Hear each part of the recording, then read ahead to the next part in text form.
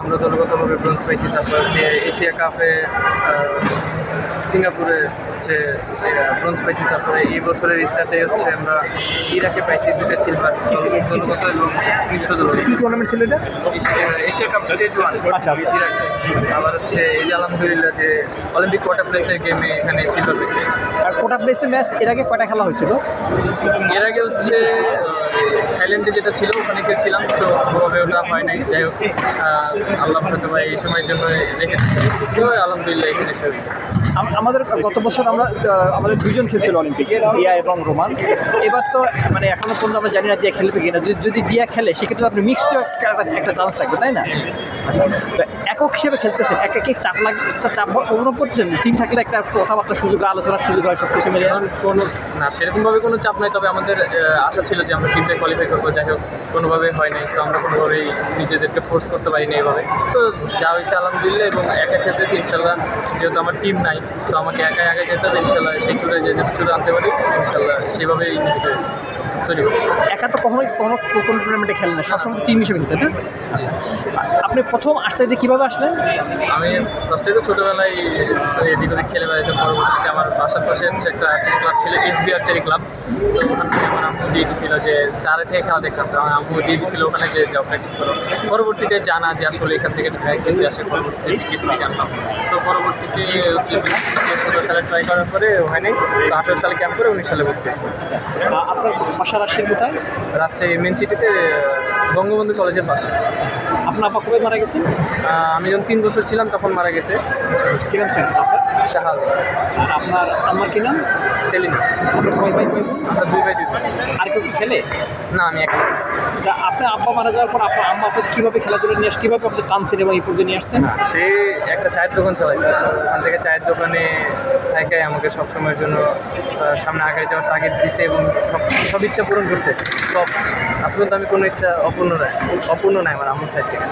আপনার আব্বা মারা যাওয়ার পর কি চায়ের দোকান দিয়েছে নাকি? জি জি, আমার আব্বু মারা যেত। আব্বু কী করতেন? জি, আব্বু কী করতেন? আব্বু গাড়ি চালাইতেন এবং গাড়ি ঠিক করতে এক্সপার্ট ছিলেন। আচ্ছা, উনি মারা গেছেন কীভাবে? জি, উনি কীভাবে মারা গেছেন? স্টক করে। আচ্ছা, বিকেএসপি কত সালে ভর্তি হলেন আপনি? 19 সালে। আর প্রথম ডাক্তার কবে ডাক পাইছেন? 21। এর আগে আপনি এখন কোথায় চাকরি করেন? না না, আমি বিকেএসপি স্টুডেন্ট এখন। ইন্টার ফার্স্ট ইয়ারে বিকেএসপিতে পড়তেছি। আপনার প্রথম পদক কোথায় আছে? ও ইসলামিক সলিডারিটি ক্যাম্পে। কে কে ছিলেন আপনার তখন সেই টিমে? টিমে আমি, রোমান সানা ভাই আর হচ্ছে রুবেল ভাই। আচ্ছা, সবচেয়ে কষ্টকর কোনটা মুহূর্ত আছে যেটা আপনাকে এখন কষ্ট দেয়, যে এই ঘটনা, এই ম্যাচটা? যেমন আমরা যে টিমটা, আমরা অনেক বেশি আশাবাদী ছিলাম। টিমটা আমরা কোয়ার্টার ফাইনালে গেছিলাম, জিতলে হয়তো বা হয়ে যেত। সো ওখানে যে আমরা একটু টাইট অবস্থায় হারলাম, সো তখন ওটা অনেক বেশি কষ্টদায়ক। এবার জি জি জি, কার কাছে আসছে? কোন দেশে আসছে? আমরা চাইনিজ টাইপের কাছে আসছি। যখন আপনি এবার অলিম্পিকে কোয়ালিফাই করলেন, এবার যখন আপনার সেমিফাইনাল মানে যে কোয়ার্টার ফাইনাল যে ম্যাচটা খেলছিলেন, এটা করে সুটাপে দিচ্ছিল না না। চেকের সাথে নাকি? জি জি, ওই ম্যাচটা কি কেমন রিয়াকশন ছিল? কারণ আমি সম্পূর্ণ নিজেকে যতটুকু ওইরকম পোডিয়ামে তো নিজেকে কন্ট্রোল করা একটু কষ্ট করে সবার ক্ষেত্রে। সো যতটুকু পারছি নিজেকে কন্ট্রোল করে খেলার চেষ্টা করছি। শুধু চিন্তা করছিলাম, আল্লাহর উপরে ভরসা রাখছিলাম যে আমি যদি নর্মাল থাকতে পারি ইনশাল্লাহ সব কিছু সম্ভব। আমি নিজে নর্মাল থেকে নিজে শুটিংটা করে আলহামদুলিল্লাহ পারছি। যখন আপনি কোয়ালিফাই হয়ে গেলেন তখন আপনার ফার্স্ট অনুভূতি রেখেছিল? তখন প্রথমত আল্লাহর উপরে কৃতজ্ঞতা জ্ঞাপন করলাম আলহামদুলিল্লাহ, যে আমার আশা ছিল, আমি আশাটা পূরণ করতে পারছি। আমার মায়ের ইচ্ছা আমি পূরণ করতে পারছি, দেশবাসীর এরকম একটা সুখবর দিতে পারছি এবং এরকম একটা অপরচুনিটি পাইছি আলহামদুলিল্লাহ।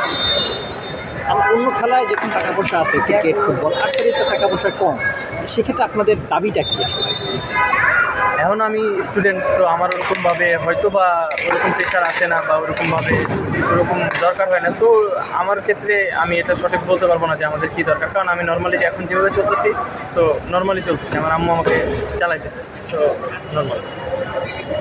একটা বিষয়, আর্চারি ফেডারেশনকে অনেক খেলোয়াড় আসছে, নতুন খেলোয়াড় আছে, রোমান সান এবার পারেন, আপনি পারছেন, এবং পাইপলাইনে আরও কিছু খেলোয়াড় আছে, খেলা দেশে চলে গেছে, তামিম খেলে দিচ্ছে, অসীম চলে গেছে। এই জিনিসটা আপনি কেমন লাগবে? নতুনটা আসতে চ্যালেঞ্জিং, আপনার একটা দায়িত্ব পাচ্ছেন, এটা আপনি কেমন এনজয় করতেছেন?